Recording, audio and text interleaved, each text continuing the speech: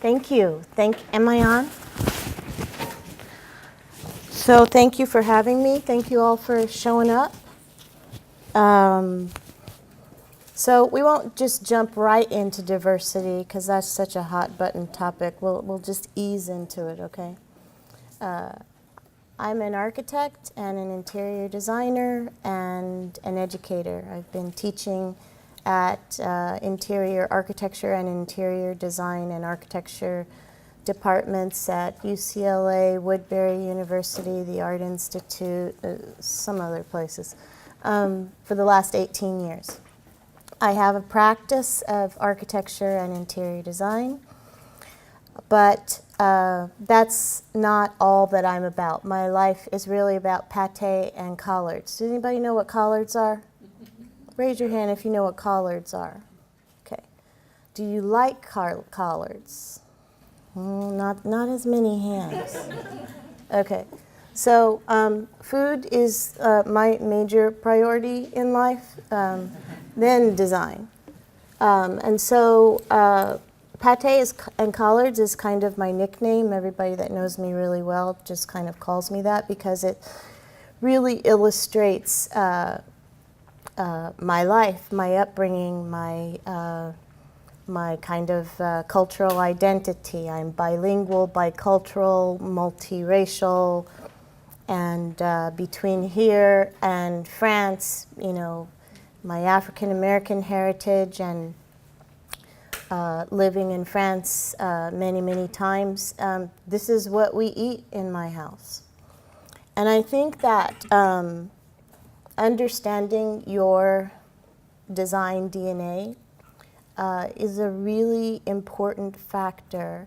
I'm sure many of you in this room, you have multicultural ancestry, maybe you speak another language, and we are no longer in the age of assimilation.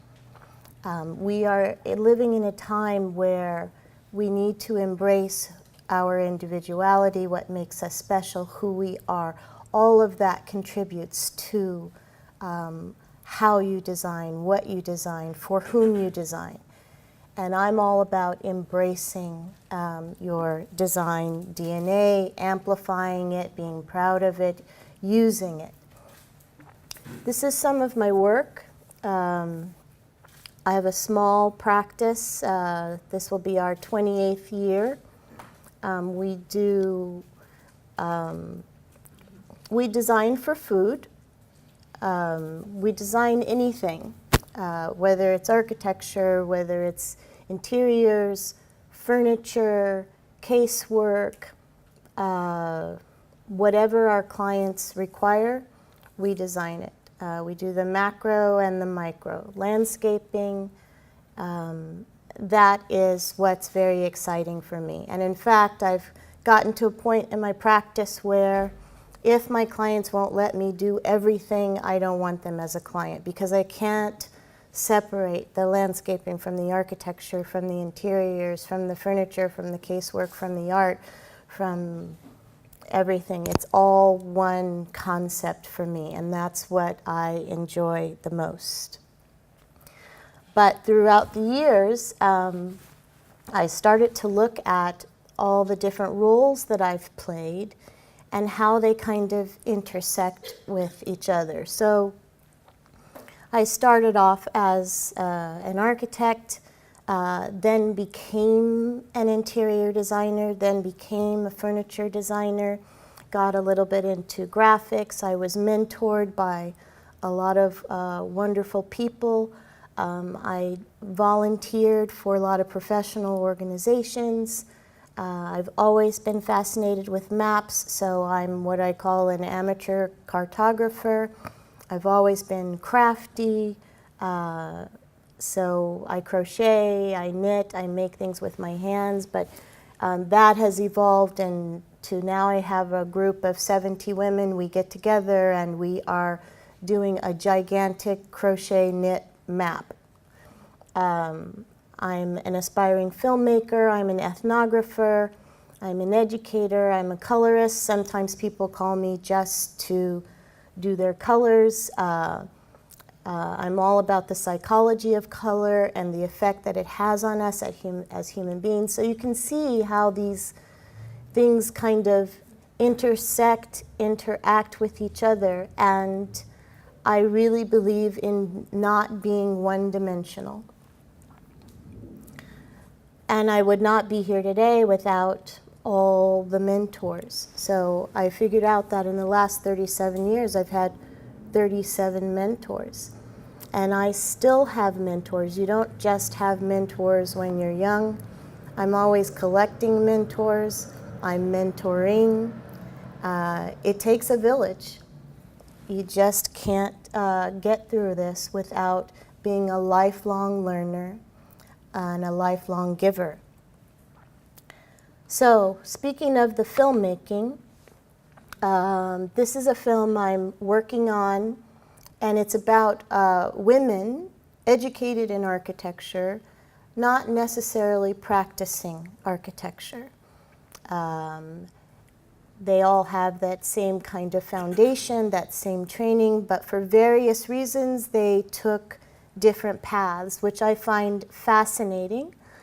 And if I can just bore you for a minute, here's... I think it's still a very male profession, and it's still... I'm just going to stop this for a second. Does anybody recognize that scene? Anybody younger than 40 recognize that scene? Okay, have you heard of the Fountainhead? Okay, the Fountainhead is a must-read book by all aspiring designers, written by Ayn Rand, and it's the story of an architect. Okay, but the reason that it's a clip in my film is because I am rejecting the old idea that the architect is a white, male, tortured genius who works alone and slaves alone behind a drafting table and comes up with this brilliant idea and is celebrated by the world because he is one man superhero. So that's not really the way the built environment works. It's the way Hollywood thinks it works. But in order to get buildings built, it takes hundreds and hundreds of people just for one project. We are a collaborative community, and we work together. So that's why this is the clip. A certain attitude that's not easy. You know, you have to be fairly aggressive. I think women often have a hard time of it in general. The frat boy atmosphere really has to change. It's still very prevalent. I find it a fascinating challenge. That's why I'm an architect. And I think if we can tell those stories, talk about how we did it. I studied abroad for a year when I was in architecture school. I lived in Italy and was surrounded by that country. And the idea that everything in that country is designed, everything. And then kind of coming back to the United States and feeling like there was attention to detail on all of the aspects of design was kind of missing. I think women tend to be a lot more collaborative. Sort of less imposing, maybe a little bit more about the conversation about what you're doing together. I'm a little bit more neutral in the style. I'm a little bit more open-minded to listening to the style of a client. Client skills are a talent. The makeup of the client is changing. So they are as diverse as our society is. The other thing I've noticed that women will do is they will support each other. We have to blur the lines. Architecture, interior design, urban design, landscape, technology, sustainability, all of that has to be wrapped into what our solutions are to our clients' problems. I was at the forefront of the field of bringing water and architecture together. Things just change balance, and if you can change with it and not be so singular. What puts the biggest smile on your face?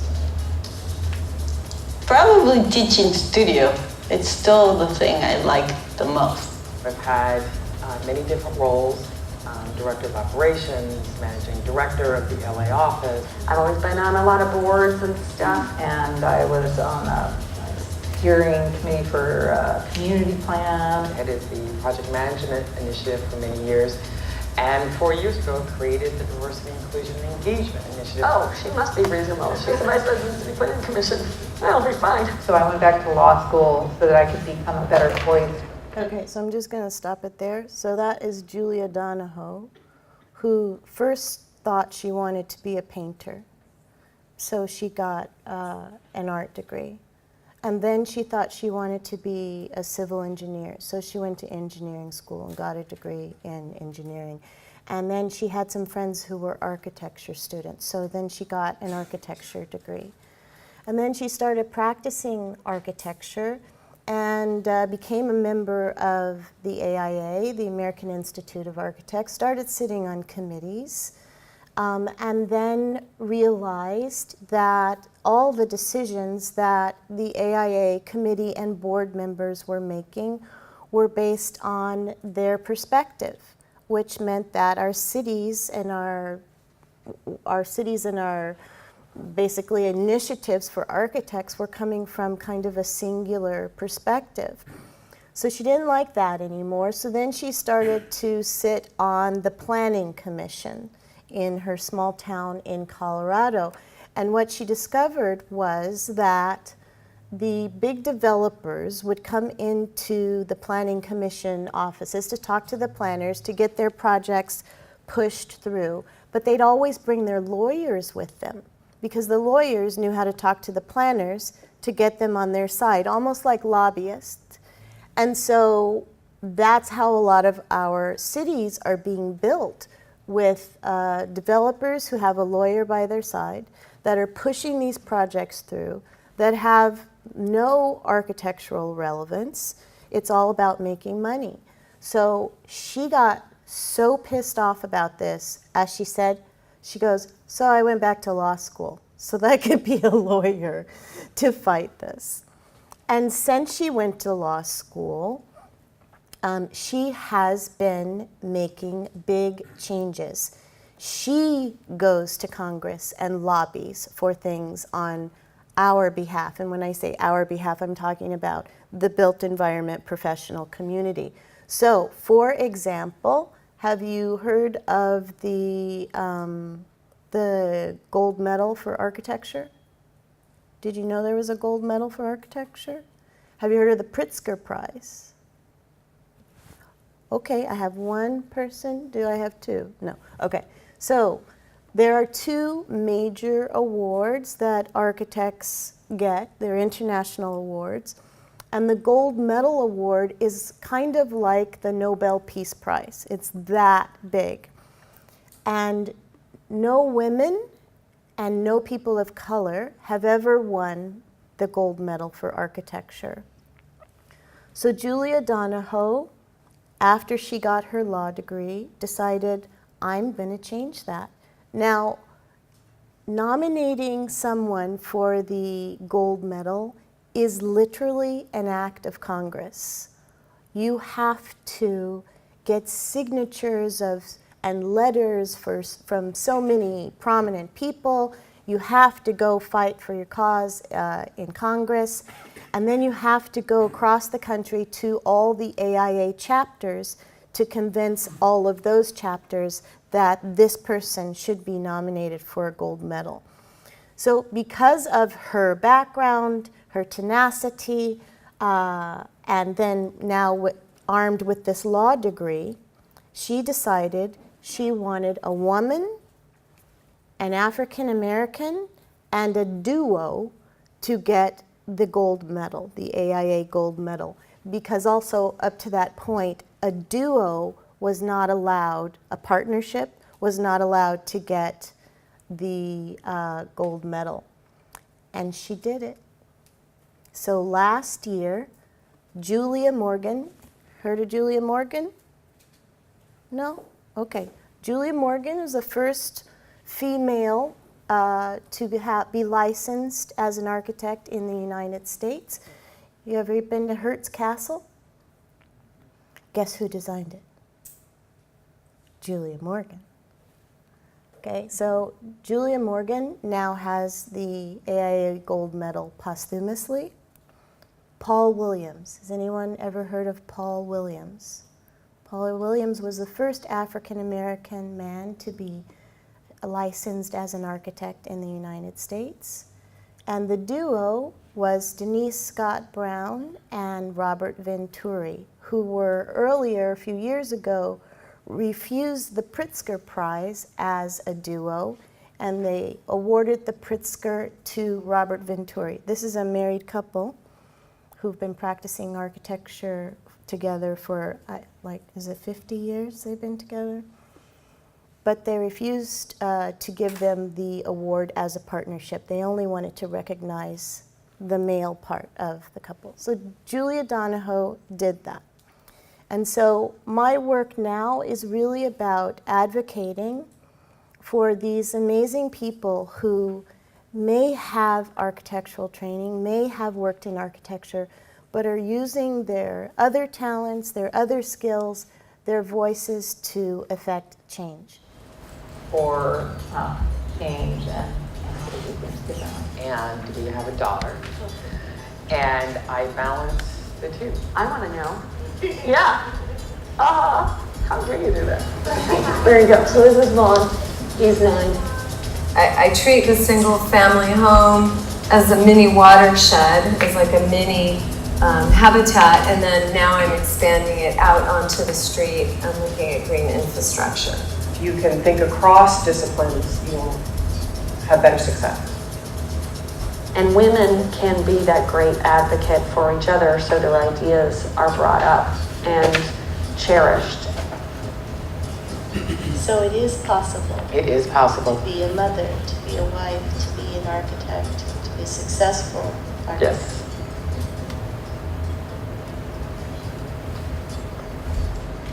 So that's what we're working on now, is really celebrating all of the people. And we started off with women because I'm a woman, so I just kind of start there.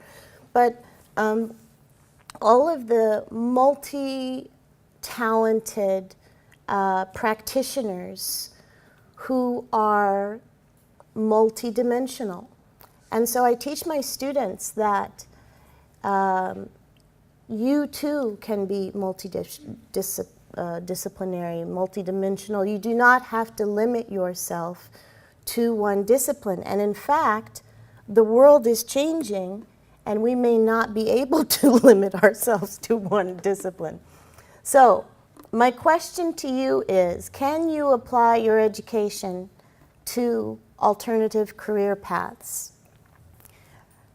So raise your hand if you are initially in this program to do interior design. Can I see who's in interior design, interior architecture?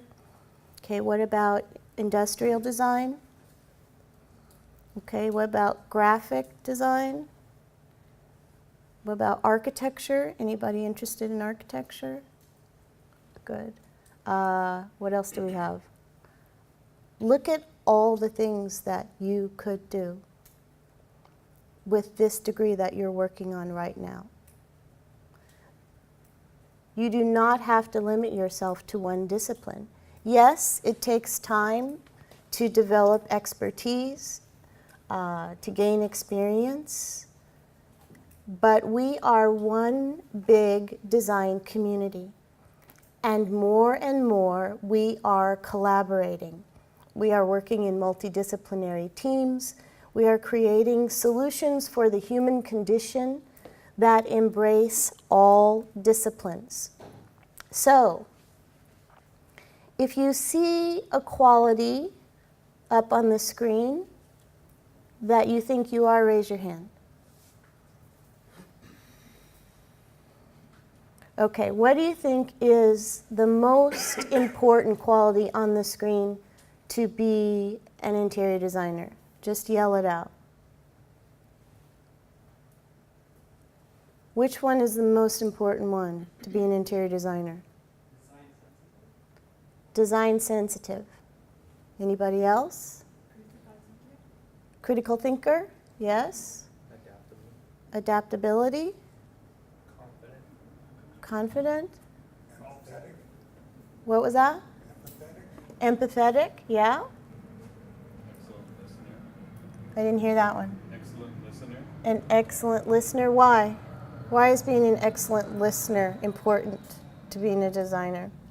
Because usually your design is for someone, and it's going to be typically occupied by them almost all the time. So, you want to get it right. Yeah, you're right. Which qualities are good for an industrial designer? Empathy, yeah. Reliable. Creative and pragmatic. Problem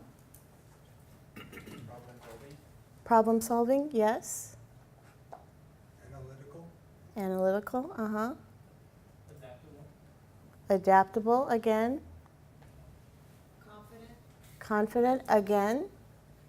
Do you think maybe all of those qualities are necessary to be a designer? A designer of anything, right? Wouldn't hurt. It wouldn't hurt. I actually tend to think that they are necessary. After practicing for 28 years, I cannot get through a project without exercising all of those qualities. At some point throughout the project, I have to exercise those qualities. What do you think? Is that overwhelming? You already have a lot of those qualities and skills, don't you? All right. So speaking of adaptability, we have to be ready for change. Every designer needs to exercise the ability to adapt, especially now with data and neuroscience and health. We need to take charge as leaders in the design industry. Trends. What do you guys think of trends? What is a trend? Do you think about trends at all in relationship to design? Do they affect design? They definitely have an impact on design. But as you said, who was it that said that we design for people? It's the people for whom we design that pay more attention to the trends than we do, right? So we need to understand how they are interpreting, internalizing the trends. Then we have this increased technical complexity with risk management, and the designer's role is becoming more and more eroded. Why is that? Why are designers' roles becoming more and more eroded in this age of technology? Do you have any idea?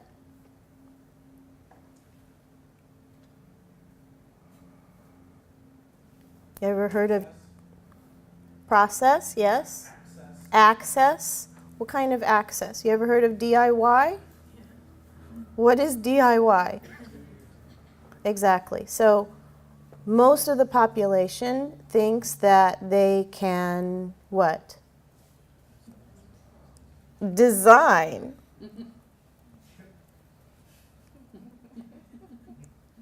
Right? And they have access to design, don't they? So what are you going to do about that? You are going to be the emerging professional, right? So what if you have a client that says, I've already designed it. I just need you to, like, maybe do the drawings to execute it or just get it made. What are you going to say? No. So, I have to deal with that on a daily basis. People say to me all the time, I've drawn the house on this napkin. I just need you to take this to the building department and get it built. Yeah.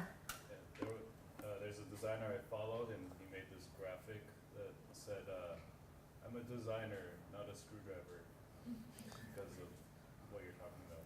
Yeah. So how are you guys going to address that? How can you mitigate that?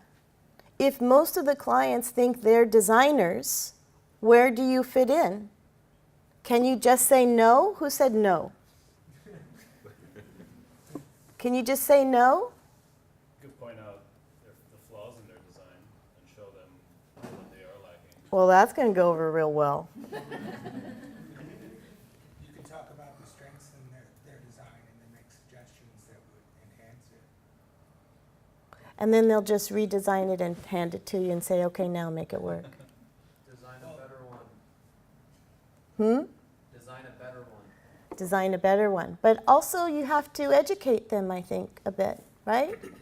Because you are the expert, yes? So if you don't take the opportunity to educate them, even if it's one client at a time, as to whose job it is to do what you do, then they'll just move on to the next person, right? And this is not just happening in design. I have a friend who's a lawyer, and she told me a couple of months ago, she said, Nina, this client came in and had written their own brief and said, here's my brief, I just need you to go to court and argue it. My cousin is a doctor, and he says that his patients are now diagnosing themselves online and coming in to see him, asking him to write a prescription for the medications that they think they need. So it's not just happening in design. Why is this happening? Why does everybody think they can be their own professional? The internet, or the interweb, as my mother calls it. So what are we going to do about it? You're in school to be a designer. Do you have a plan? Does anybody have a plan? No? That's okay. All right, so we've got crowdsourcing, we've got virtual design, we've got experiential e-commerce, mobile apps.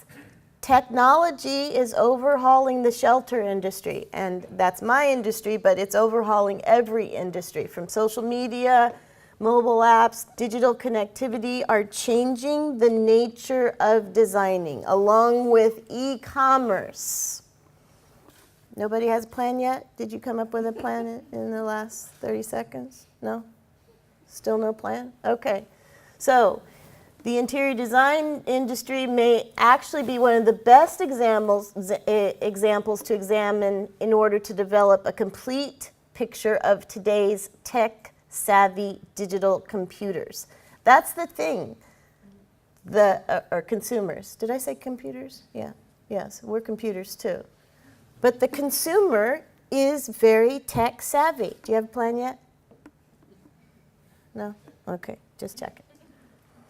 So we call them clients, but they are more and more consumers.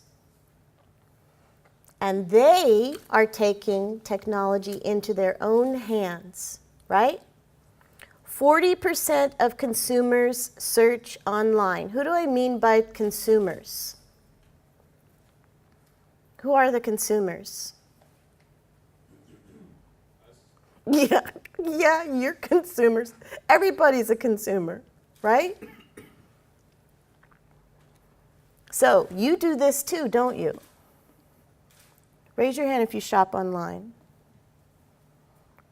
Raise your hand if you self-diagnose your medical condition online. Okay, just, oh my God. Okay, so we're all victims of it. But we want to take charge of design. How are we going to do that? Still no plan. Okay. Culture always trumps strategy. Always.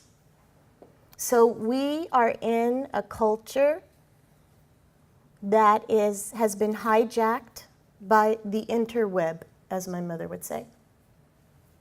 Right? So we have to define or redefine and document how design changes lives, improves the human condition, and adds economic value to society, because we design for who?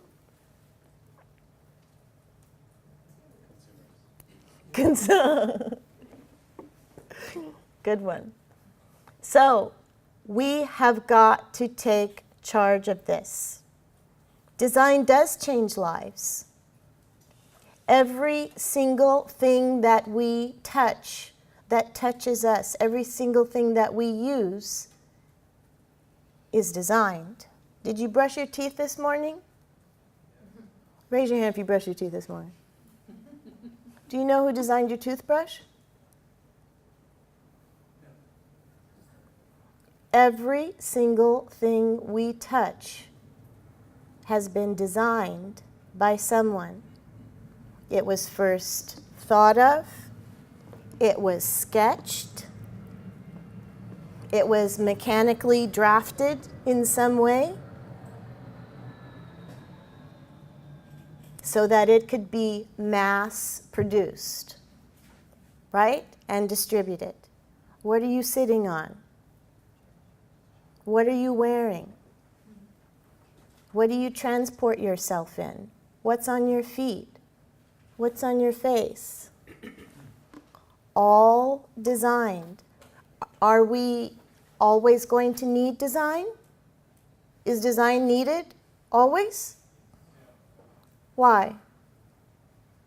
I already have the glasses I like. Why will we always need design? Tastes change. Because things change? Because tastes change. Is that all that changes? Taste? Trends? What else changes so that we always need design?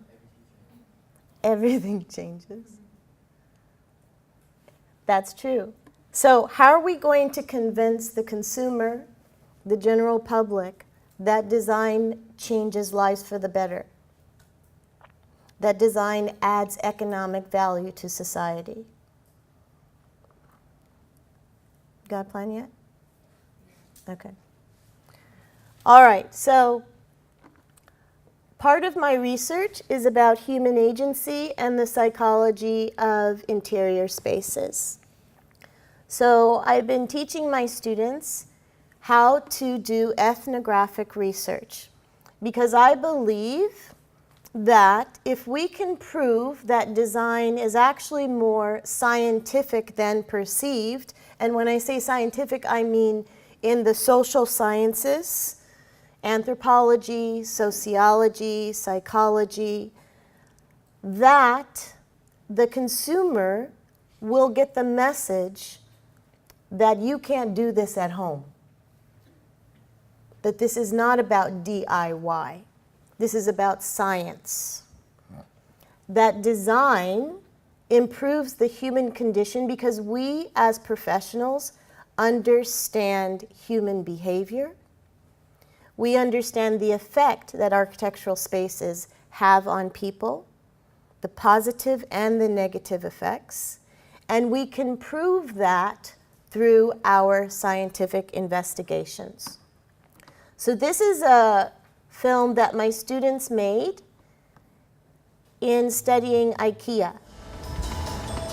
Interior designers must be comprehensively equipped to create supportive, responsive environments.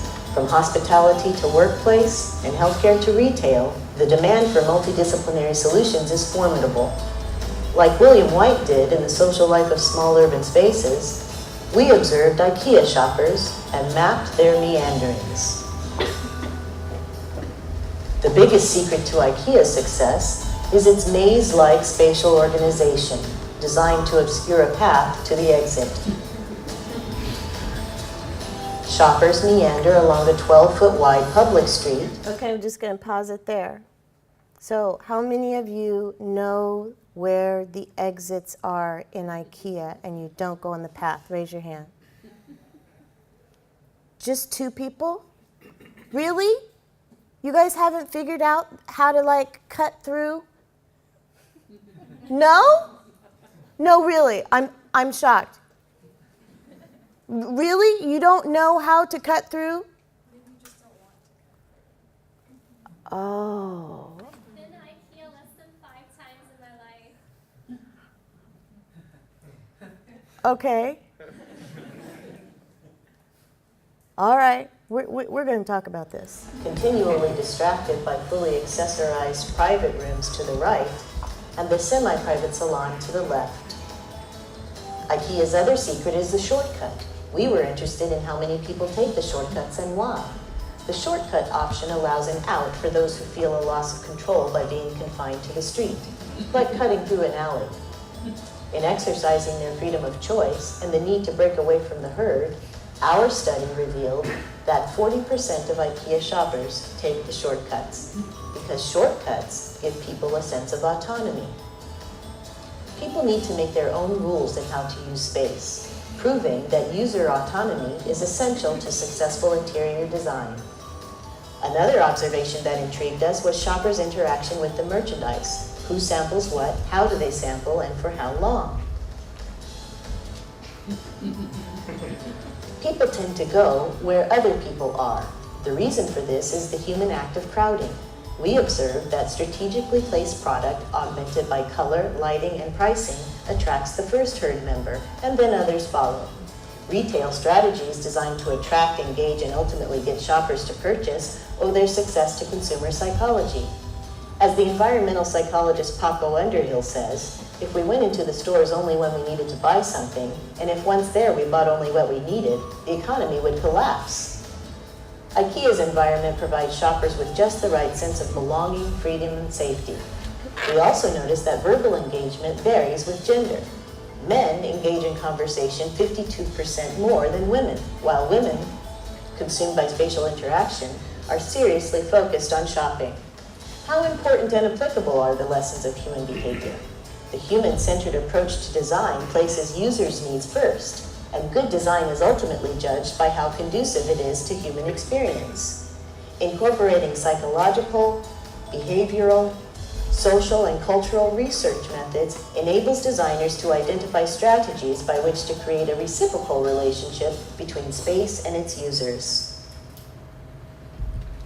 So that's what my students do. They go around, watching people in creepy ways. And, no, not creepy ways. But basically, we do a lot of ethnographic studies to understand human behavior more. I feel like design is almost like a superpower. We have the power to affect change, to make people feel good or bad in interior spaces. Does anybody have any idea what percentage of our lives we spend in interior spaces? You want to guess? More. More. More. 98% of our lives are spent in interior spaces. Shocking, right? You thought you went outside more, didn't you? So the thing is that we are psychologically affected by architectural space. And with this superpower, this ability to design not only space, but the objects that go in it, the objects that we use on a daily basis, the design of them is really, really important, right? And we're designing for whom? I didn't hear you. For people, right? So does it make sense to you that as designers, it might be necessary for us to be experts in human behavior, maybe cognitive psychology, maybe neuroscience so that we understand how the brain processes space, maps geographically, maybe experts on culture. A space here is going to have a different effect on people than it would on the east coast of the US or in another country. So what do you think about that? Being more of an expert on human behavior rather than just worrying about taste or trend. What do you think? I love it. So that's my plan. Okay? I really believe that if we approach design more scientifically, I mean in the social sciences, and we prove to the consumers that this is a science, that we are the experts on human behavior, that we know how to design for positive change in people, then, you know, my cousin will stop getting these, you know, patients coming in with their diagnoses. No, it won't change that, just kidding. But that is what I contend. And I know it works because the healthcare industry has changed in design. Because architects and interior designers got together, they hired data scientists, they hired nurses and doctors and accountants, and they came up with a system that proved to the companies that own the healthcare centers, you can make more money, because that's what they care about, if you design medical centers for well-being. And this science proves it. So they got together with the social scientists who did these studies that say, if you give a patient who's recovering from surgery a room with windows that looks out onto green space, a garden or trees, they will recover faster. And they like that because they want them in and out, right? And faster recovery means better health. So the entire design industry has changed for healthcare design because we have this science that proves that good design makes people well. So why can't we do that with everything that we design? Oh, let me go back to that. So I also believe that diversity and inclusion, multiculturalism, globalism, are more relevant than ever now. There is a study that proves that teams of diverse people working together, diverse culturally, as far as gender, nationality, discipline, they are more productive in companies than homogeneous teams. And more productive means more revenue for the company. I also think as designers, we need to be more business-minded. Our global economy has completely changed the way people do business.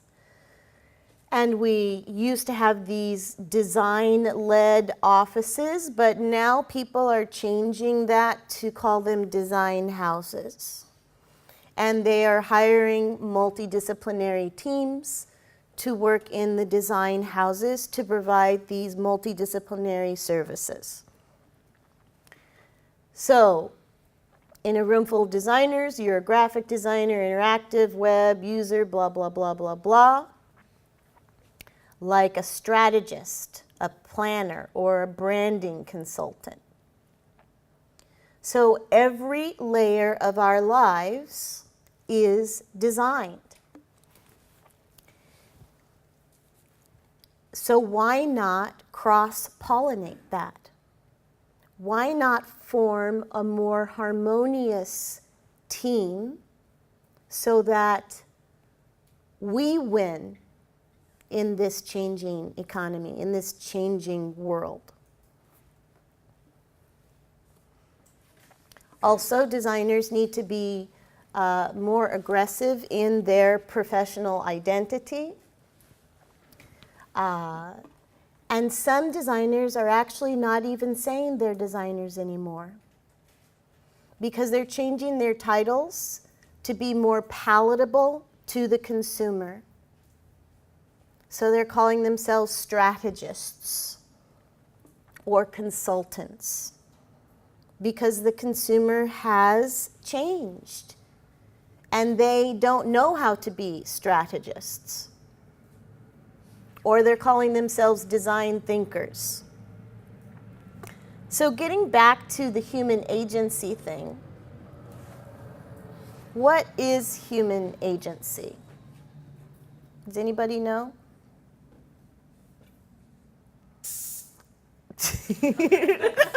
That's a form of human agency, yes it is. So human agency is when humans behave otherwise, other than they are expected to behave. So you are expected when you come in a room like this to sit down on these chairs, face forward, and look at the screen, right? What if you behaved otherwise? What would you do?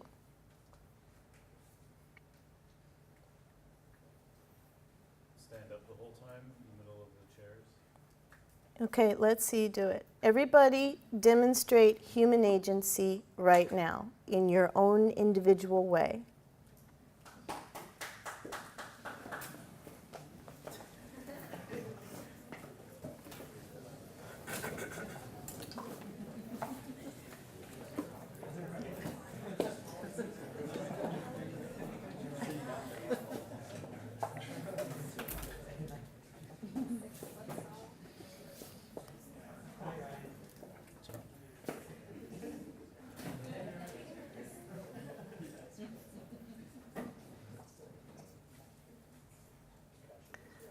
This is what we are designing for.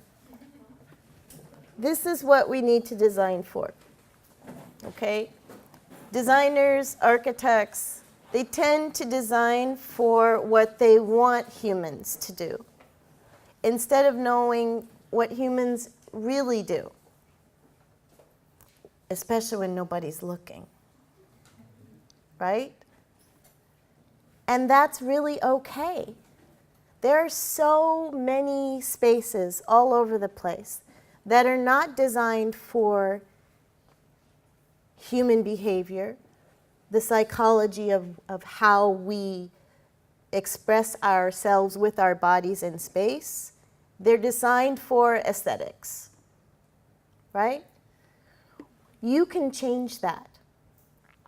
You can become the expert on human behavior, on agency, on the psychology of space, on the psychology or tactility or kinesthetics of what you hold.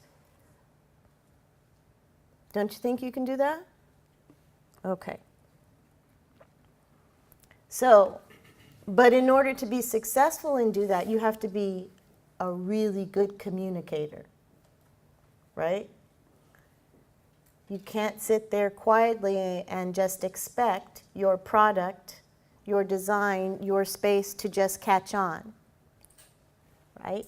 So, we are working in a world where so many different cultures are operating at the same time. And when I say culture, I'm not just talking about, you know, I'm half African American, half French. I'm talking about the layers of social cultures. Do you know what I mean by that?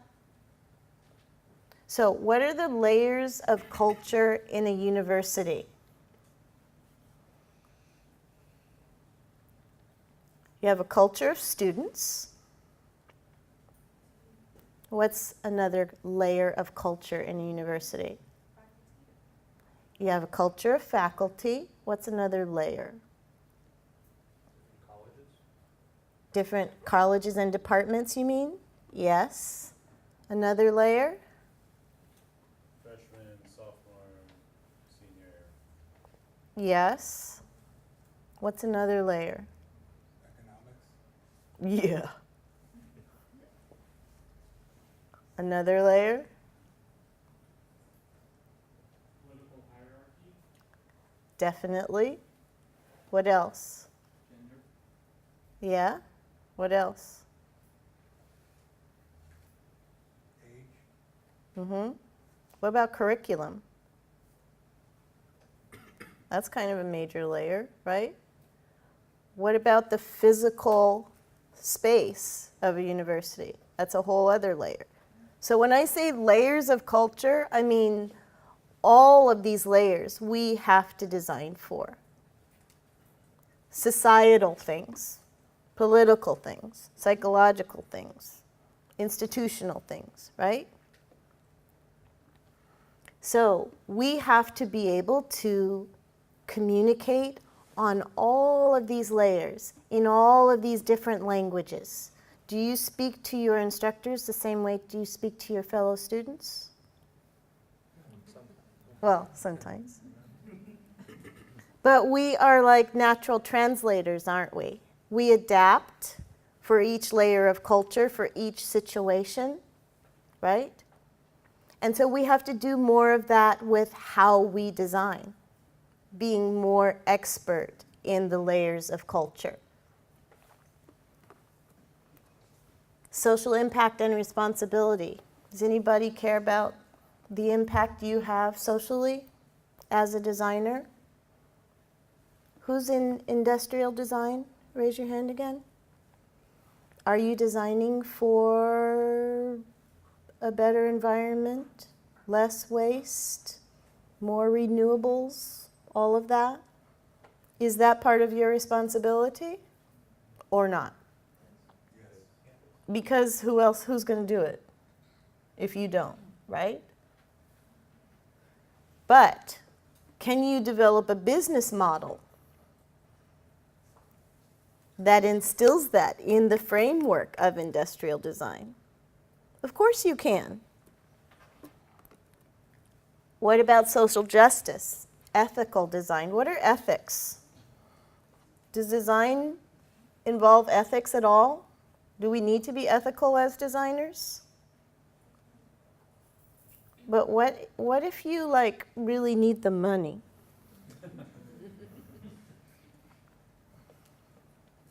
What would be an unethical design?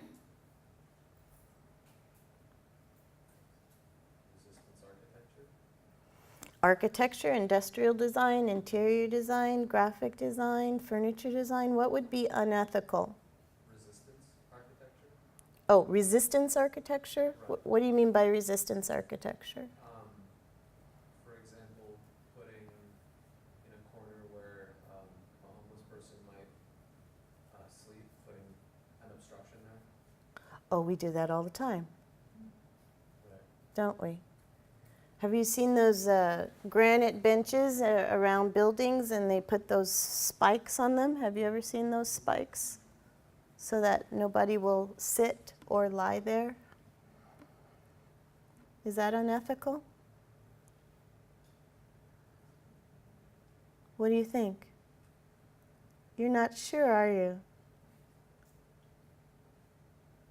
What if someone asked you to design for a very successful business person that you know is doing illegal activity?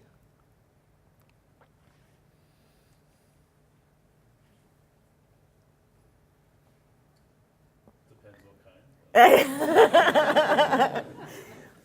It's like if it's slightly illegal, it's okay, right?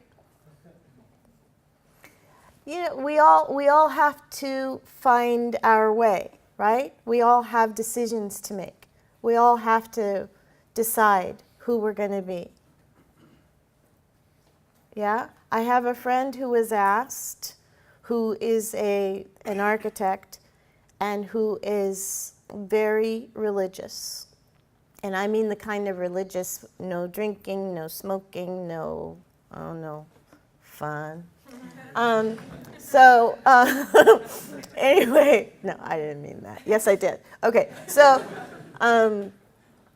he was asked to design a marijuana distribution place.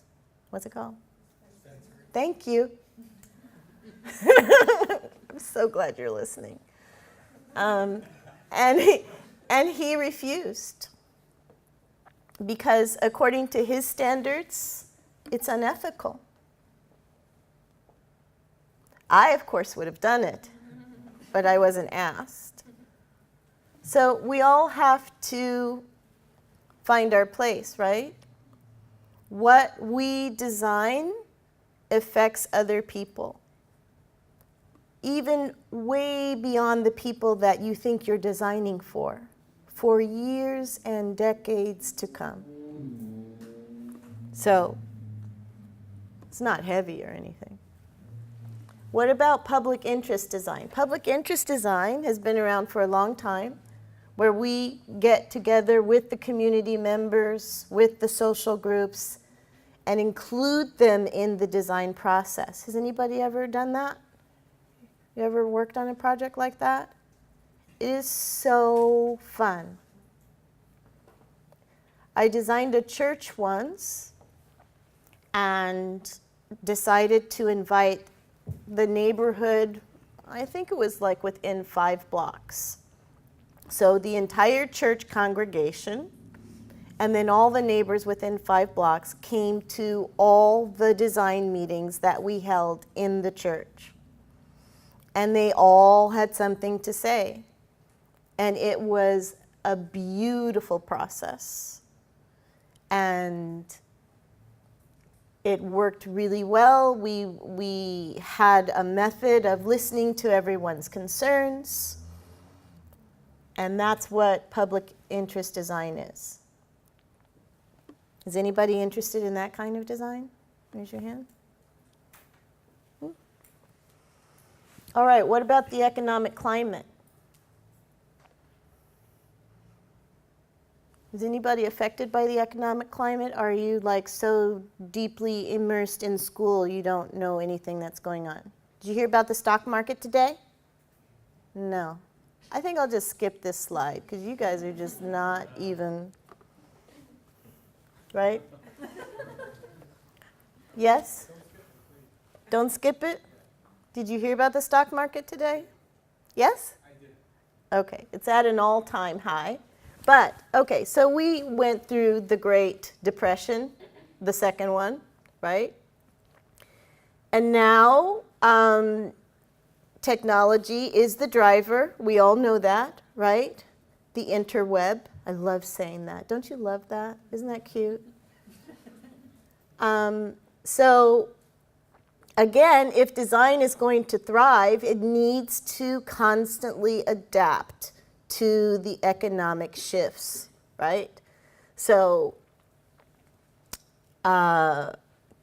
quick and dirty.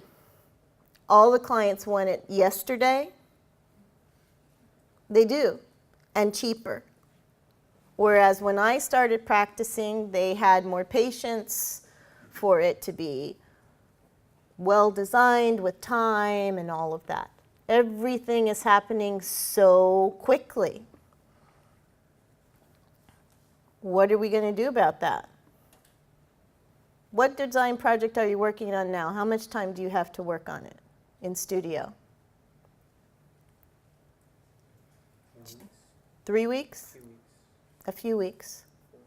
4 weeks. Okay. Anybody have less than 4 weeks to work on it? You got an extension? Anybody worked on a project in school that they had to have completed in less than 4 weeks? Friday, there's a climate-thon on campus, and it's a 24-hour event to solve economic climate and global climate like not economic as far as stock market, but design challenges for climate, like geographic climate. 24 hours, that's kind of quick. Yeah. So that's what it's like out there, literally. In what I do, I have clients all the time, and I'm completely sincere about this, coming to me, I do mostly houses, I do some restaurants, some stores, but mostly houses. And they're like, okay, so we want a new house, and it's got to be ready for Christmas. You know, they're talking to me in September, right? Or Thanksgiving. You know, it's like they come, they're thinking about, okay, when am I having a lot of people over for dinner? That's when it has to be done, right? And then when I have to tell them the reality of how long the design process takes, how long it takes to document that design with construction documents, then I have to confer with my colleagues, the mechanical engineer, the structural engineer, blah, blah, blah, blah, blah. We haven't even been to the building department yet, right? And that's a whole other process that takes 6 months minimum, right? And then guess what? We have construction. All of this has to happen before Thanksgiving dinner, right? So when I end up explaining this to them, they're mad. I mean, they are genuinely pissed off. And usually the response to this bad news that I give them is, it's not like that on HGTV.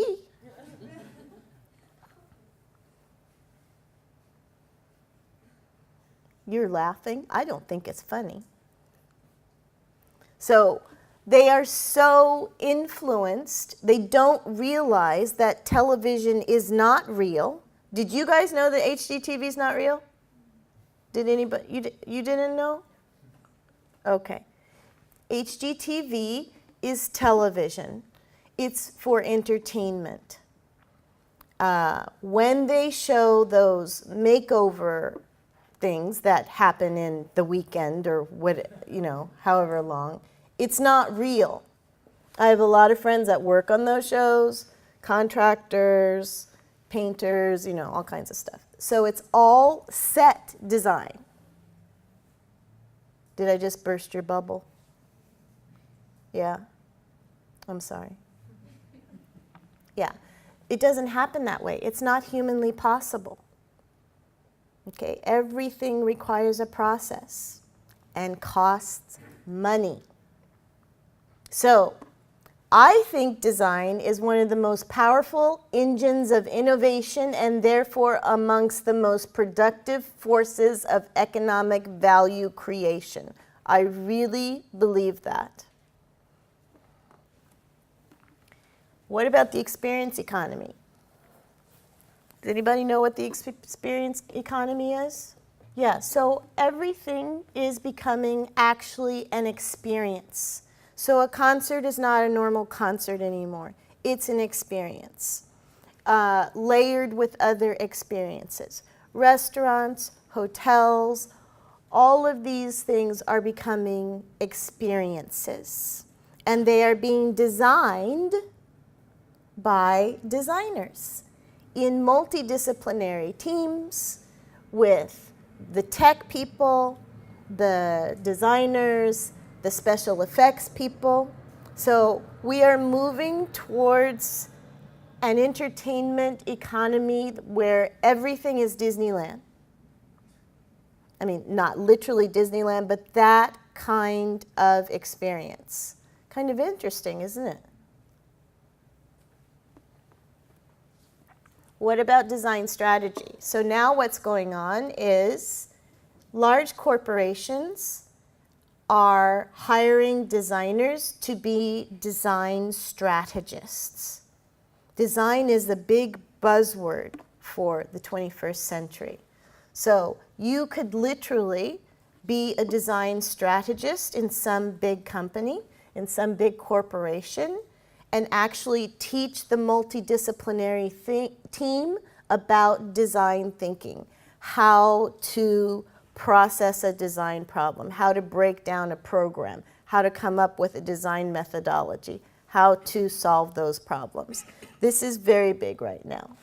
Then, of course, well-being and human health, and these are my favorite subjects. This is the way I spend my everyday.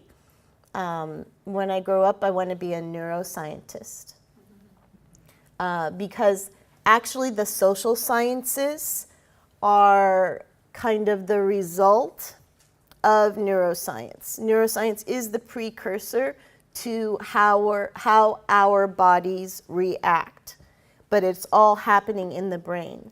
The problem is the brain is so complex, they just haven't figured everything out yet, right? But from studying human behavior, we can figure a lot out through the social sciences.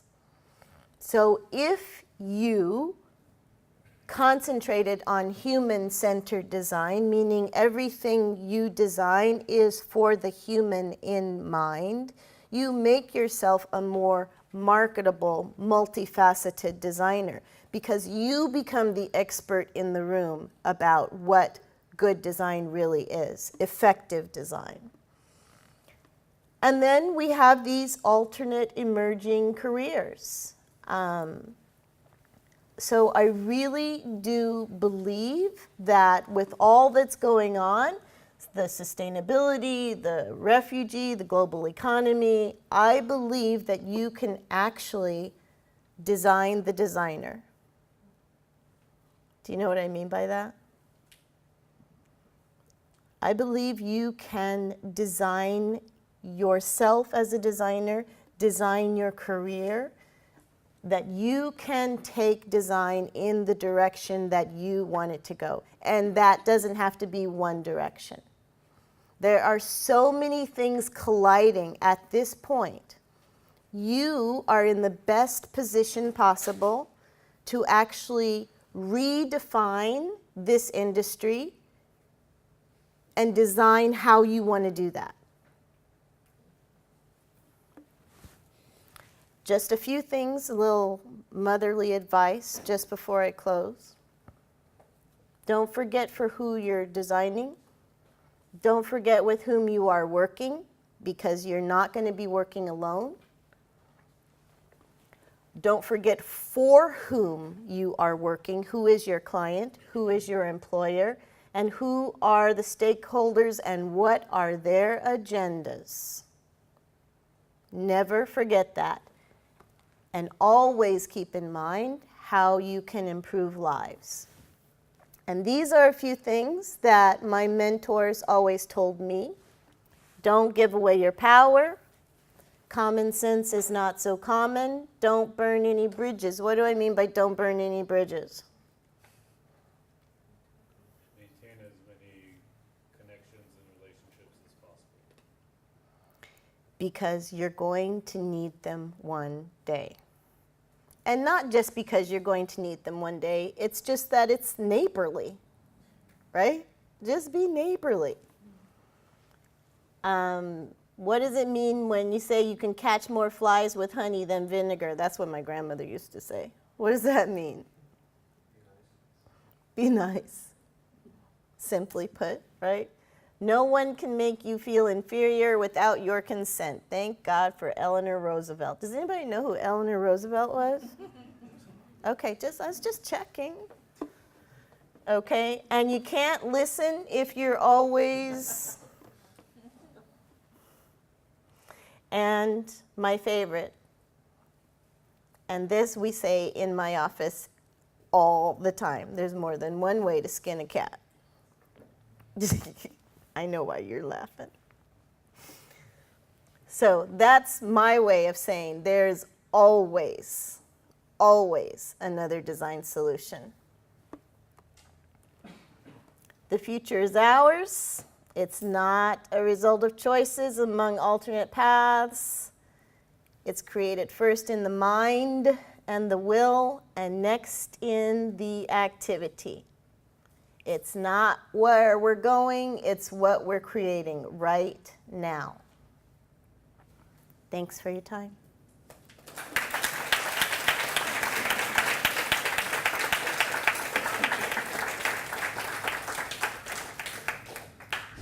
You covered a lot of very interesting content.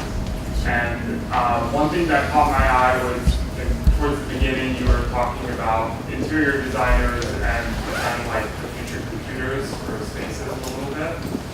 I'm sorry, interior designers what? You mentioned interior designers in regards to computers, and like you had a show of like augmented reality interior space. And the question that I have for you is, where do you see the future of ethnographic and human-centered design in parallel with the advancements in technologies such as artificial intelligence and the revolution of design? We'll call it the design revolution, the future of design. How it's going to help us evolve as designers? Well, VR is already here, right? In interior design and in architecture, and the real estate industry is using VR a lot as well. So some ethnographers are recording or filming people's behavior while they are in virtual reality in order to kind of gather data from that. I do know that all of the artificial intelligence, as far as the behavior of AI, is all based on human behavior studies, all based on sociology, anthropology. I don't know if everybody is as passionate as I am about ethnography, but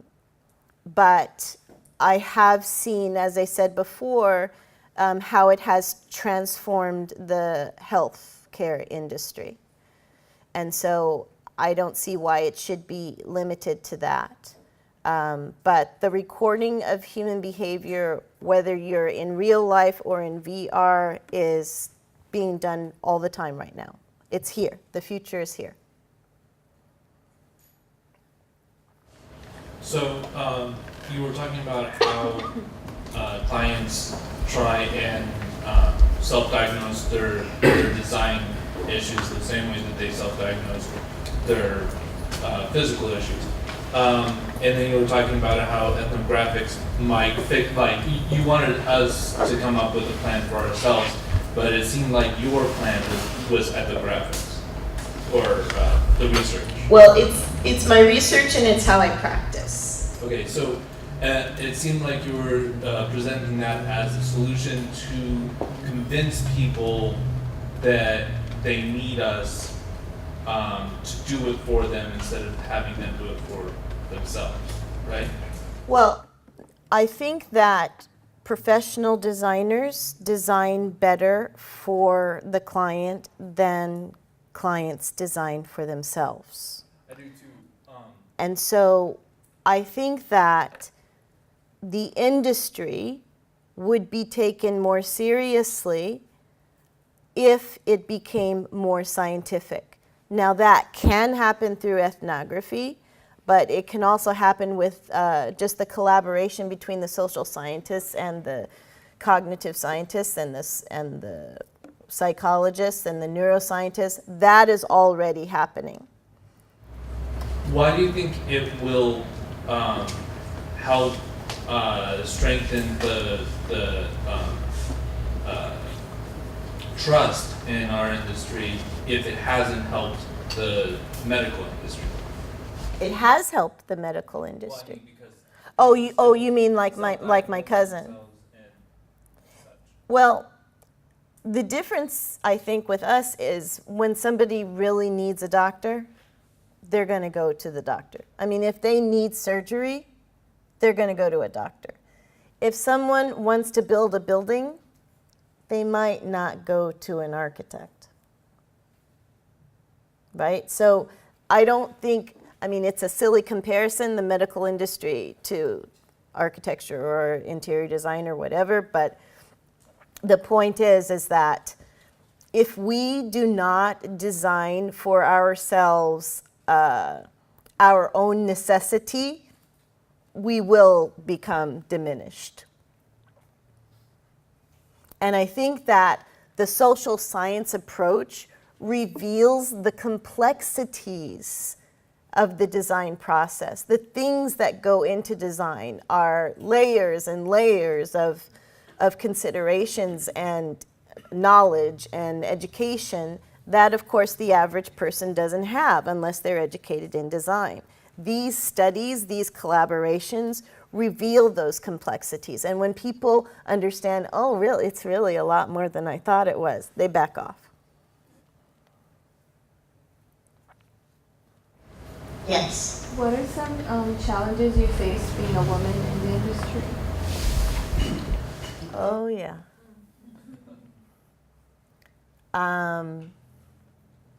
Well, I'll tell you a funny one. So I think I had started my practice, it was a couple of years after I started my practice, and I was 20-something. And I designed a brand new house in the valley, which was a huge coup for me. I mean, to get a whole brand new house that I could do modern architecture was just kind of an amazing opportunity, especially at that young age. And it was kind of a difficult site. So at a couple of points I was in over my head, but I had, as I said before, lots of mentors that helped me. And the clients were really nice. And I had completed all the construction documents. I had negotiated with the city and got my permits pulled. And I had hired the contractors, and we started building. And so I think it was the second or third day that construction began. And this was my first job on my own. I had been on construction sites working for other people, but this was my first project. So I get there, and the contractor is this older, kind of crusty guy, looked like he belonged, you know, on a fishing boat. And I said, hello, I'm Nina Briggs, you know, I'm the architect. And he said, oh, these drawings are really good. Did your father draw them? I said, no. Did your brother, your uncle, somebody did these drawings? I'm like, no. He's like, well, how could you do that? These drawings are too good for that. The way this roof is designed, how could you do that? And I was like, I didn't know what to say. I was just like, am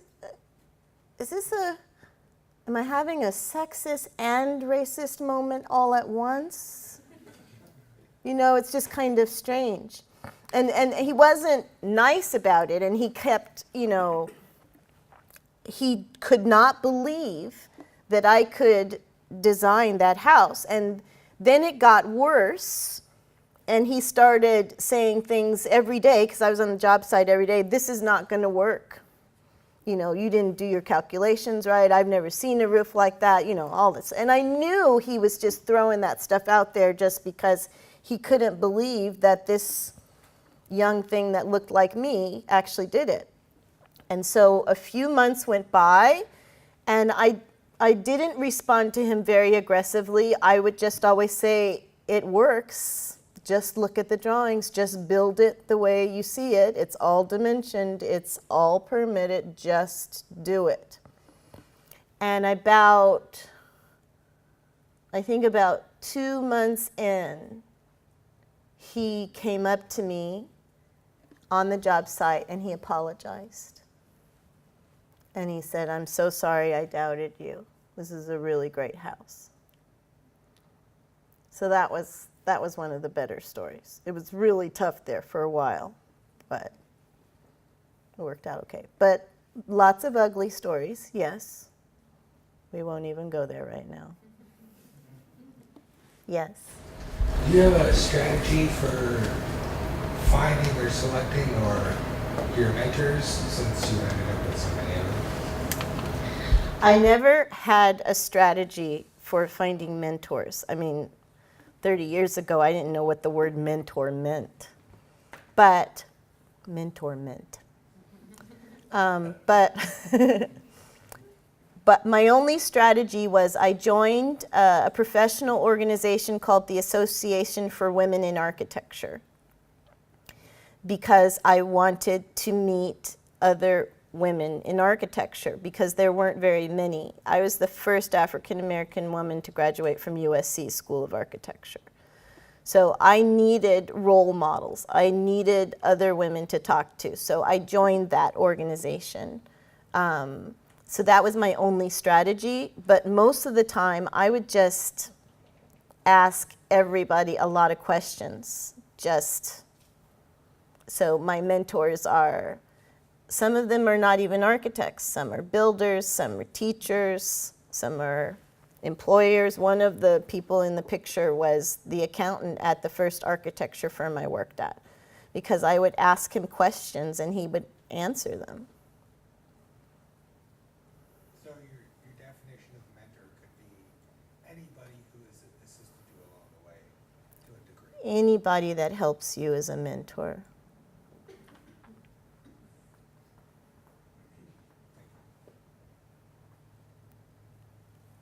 Well, thanks so much, you guys.